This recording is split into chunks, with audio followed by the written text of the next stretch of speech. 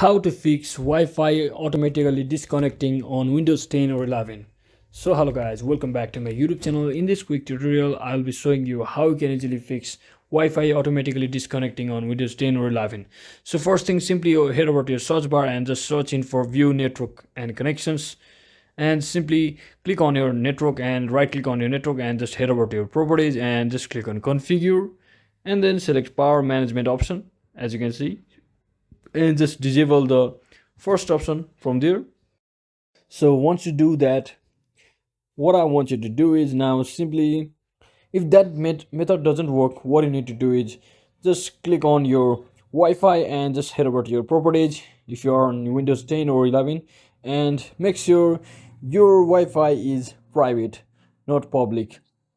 So once you do that, just close it, and if it's still not working, then what you can do is just head back to your settings once again, your network connection settings, and once again head over to your properties.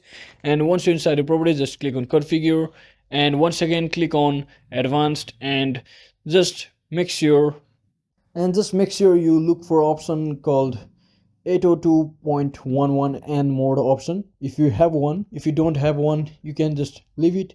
If you have one, just make sure you disabled the option by simply tapping on it and disable, click on disable and click on OK. And once you do all of that, it should work. And if it's still not working, then the last thing what you can do is just head over to your search bar and just search in for services.